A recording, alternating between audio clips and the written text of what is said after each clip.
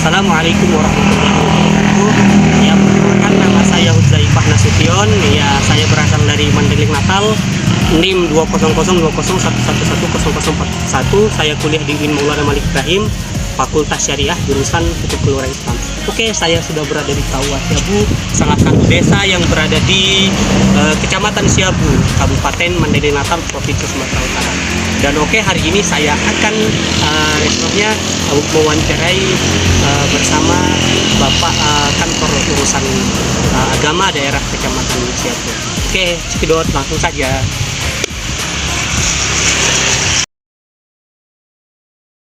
Nikah di KUA. Persyaratannya itu kan banyak persyaratannya kan. Iya Pak ya. Surat pengantar pernikahan dari kelurahan, desa tempat tinggal calon pengantin model yang 1. Surat persetujuan kedua calon pengantin model yang 4. Surat izin orang tua model yang 5. Izin orang tua ini pakai izin orang tua model yang 5 apabila jatin calon pengantinnya itu umurnya belum mencapai 21 tahun. Ya. Terus fotokopi KTP calon pengantin, fotokopi kartu keluarga calon pengantin, fotokopi akte kelahiran dan ijazah. Cuman di akte kelahiran ini ada keringanan. Apabila tidak ada akte kelahiran, bisa dia berupa surat keterangan dari kepala desa sebagai penggantinya. 7. Fotokopi KTP orang tua calon pengantin, baik orang tua laki-laki maupun orang tua perempuan apabila masih hidup. Kalau nggak hidup, nggak lagi. 8. Fotokopi kartu keluarga orang tua calon pengantin. Terus 9. Pas foto berwarna, latar belakang biru, 2x3, 4 lembar, 3x4, 1 lembar, 4x6, 1 lembar. Terus yang ke-10, surat pernyataan calon pengantin belum pernah menikah. Ini ada semacam pernyataan belum pernah menikah pakai materai. Iya. Pakai materai 6.000, ditandatangani 2 orang saksi, diketahui oleh kepala desa atau lurah. Ini sebenarnya mengantisipasi ini datangnya peraturan ini yang belakangan bertambah. Kan di N1 sebenarnya ada di sana jejaka dan perawan. Tapi ada keterangannya di situ, tapi itu dianggap belum cukup, harus ada semacam, karena banyaknya penipuan sekarang, makanya dibuat pernyataan yang pakai materai, yang menjadi saksinya adalah keluarganya sendiri. Kalau seandainya ada penipuan nanti, bahwasannya dia itu seharusnya masih jejaka, saya sudah duga, masih bilang jejaka.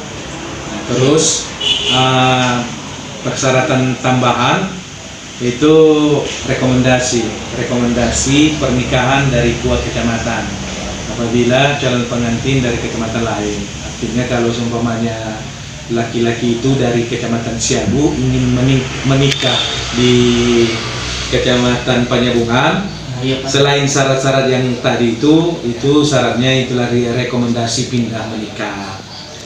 Terus ada lagi kalau dia bagi catin calon pengantin yang belum mencapai umur 19 tahun. Sekarang kan peraturan undang-undang yang baru, undang-undang perkawinan, undang-undang perkawinan nomor 1 tahun 74 yang sudah ada lagi diganti dengan undang-undang nomor 16 ya. Direvisi ya Pak ya. Direvisi. Itulah dia umur 19 tahun itu. Artinya kalau ada pengantin yang belum sampai umur 19 tahun, ada dispensasi dari pengadilan agama. Yang pelajari sudah kan? Iya Pak ya. Terus ini ada peraturan khusus bagi angkatan darat, angkatan laut, Putri TNI Polri, surat izin dari atasan. Atasan ya Pak ya. Sebangsa surat rekomendasi. Harus ada surat izin. Kalau belum ada surat izin dari atasan, dia biasanya kuat tidak berani untuk menikahkannya. Terus di samping itu, apabila duda atau janda cerai, apabila duda itu tadi kan yang normal tadi itu kan memang jejaka, perawan. dia apabila janda harus juga ada akta cerai dari pengadilan agama. Oh, ada akta cerainya Iya. Pak. Kalau tidak ada akta cerai berarti tidak boleh ya Pak? Ya nggak boleh, nah, akta cerai itu harus yang dari pengadilan. Kalau akta cerai yang di bawah tangan tidak dianggap. Oh, tidak yang Pak ya? Terus yang selanjutnya dia itu janda atau duda, tapi bukan karena cerai, karena kematian. Cerai juga ada namanya. Oh, iya, iya. Cerai kematian, disebabkan kematian. Ini harus ada tambahan belangkonnya, itulah yang disebut dengan surat keterangan kematian N6. N6 ya Pak ya? Iya, biasanya ada juga orang yang sudah punya akte kematian ada, tapi walaupun ada akte kematiannya, tetap model N6. Nah, surat keterangan kematian itu harus juga dilampirkan. Iya Pak. Terus yang selanjutnya syaratnya itu bagi calon pengantin yang dari warga negara selain warga negara Indonesia, warga negara asing Ya, maksudnya. WNA ya Pak ya? Iya, WNA itu harus ada izin pernikahan dari kedutaan yang bersangkutan. Itulah dia. Pak, apa namanya ini nanti bisa di komen lagi. Terus Yang nomor 2 Pak, apa saja persyaratan administrasi yang diperlukan? Sebenarnya hampir itu tadi, hampir itu jawabannya. Ya. Terus maksud dari N1 dan N2 N1 itu? Iya, dia kan kalau N1 itu N1 surat pengantar nikah. Surat pengantar nikah. Nanti di sana dibuat di situ nama yang bersangkutan, statusnya apa. Terus ada di sana nanti adalah benar anak dari perkawinan ceria, nama ayah sama omahnya. Itu dia N1. Terus apa lagi? N2 ya? Dua. Dia sekarang itu modelnya tidak lagi itu N4, N5, tunggu ya. Sekarang sudah agak-agak diperbaharui dengan revisi. Ya itu lagi. Nah, N4. N4 itu surat persetujuan mempelai. Kalau dulu N3 ini. N3 ya Pak ya? Dulu ya. Sekarang sudah jadi N4, surat persetujuan mempelai. Ini harus ada surat persetujuan mempelai. Terus N5 itu surat izin orang tua. Nah, itu tadi yang pakai N5 ini apabila umurnya belum sampai 21 tahun. Oh iya, di bawah umur ya Pak ya? Iya, 21 tahun. Nah, itulah dia di samping apanya yang sekarang itu yang dipakai. Nah, yang dipakai sekarang itu dia N1, N4, N5. Kalau dulu kan ada N2 yang asal usul itu kalau nggak salah dulu. Iya, kalau Sudah diperbaharui karena dia untuk belangku-belangku ini selalu ada PMA atau KMA-nya yang apa namanya berubah-berubah ya kan. Iya. Terus apa lagi? kalau sudah di hari H akadnya, apakah persyaratannya itu akan diperiksa kembali Pak? Biasanya kalau secara detailnya tidak lagi diperiksa, hanya nanti kalau dia kan setelah mendaftar ada waktu 10 hari. Iya, 10 hari Pak. Iya. 10 hari jenjangnya itu disitulah dia memang pemeriksaan untuk administrasinya. Kalau dia ketika akan nikah itu nggak begitu detail lagi, cuman ditanya lagi nanti apakah pemain seperti wali, apakah memang ini anak kandungnya. Terus kalau memang dia kadang-kadang ditanya juga ini pernikahan yang keberapa begitu. Oh iya Pak ya. Pernikahan kalau memang betul-betul kadang-kadang memang dia betul-betul jejak kan pernikahan pertama. Iya, pernikahan pertama. Kalau pernah dia menikah sebelumnya itu kan bisa jadi terjawabnya pernikahan kedua. Iya, kalau Pak. dia menipu.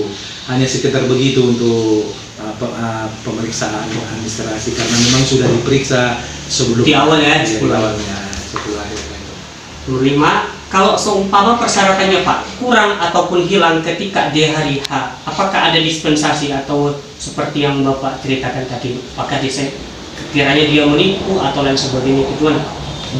Hilangnya maksudnya hilang gimana maksudnya? Hilang persyaratan. Tercek, Iya. Sebelumnya sudah lengkap begitu. Iya. Oh, itu dan memang hampir jarang ya kalau bapak selama tertua itu kalau hilang administrasinya itu jarang. Tapi seandainya hilang tentunya Kalau umpamanya M1-nya yang hilang dari kepala desa, ya harus secepatnya diganti. Oh, secepatnya Pak diganti ya. Secepatnya diganti biar tidak terkendala untuk pelaksanaan akad nikahnya. Kemudian, apakah ada bimbingan nikah di KUA Pak? Dan berapa hari bimbingannya? Bimbingan pernikahan. Dia ada bimbingan itu bimbingan mandiri. Oh iya Pak. Nah, ada bimbingan massal. Kalau bimbingan massal itu ada programnya dari Kementerian Agama kabupaten langsung. Nah, artinya kalau bimbingan massal itu ada waktu-waktunya. Ketika ada dana memang yang turun untuk melaksanakan itu, semua catin diarahkan untuk mengikuti bimbingan massal. Oh iya Pak. Bimbingan massal itu sekitar 3 hari. Nah, tetapi kalau dia bimbingan mandiri itu cuman di 1 hari saja. Saya Pak. Tapi bisa saja tidak penuh 1 hari, hanya beberapa jam. Yang apa saja yang perlu dibimbing itu Pak? Apakah dari segi mental, ilmu, ataupun selainnya Pak? Karena memang sudah ada apa namanya juklisnya, yang dibimbing itu materinya memang sudah ada di sini. Kalau di sini nanti fotokopi juga ya. Iya Pak, iya. Tauhid, syahadat pengertiannya, baca Al-Quran, itu sesuai dengan perda yang ada. Iya. Ini judul ini juga udah beberapa mahasiswa ini mengangkat. Judul ini baik S2 maupun S1. Luar biasa ya Pak ya.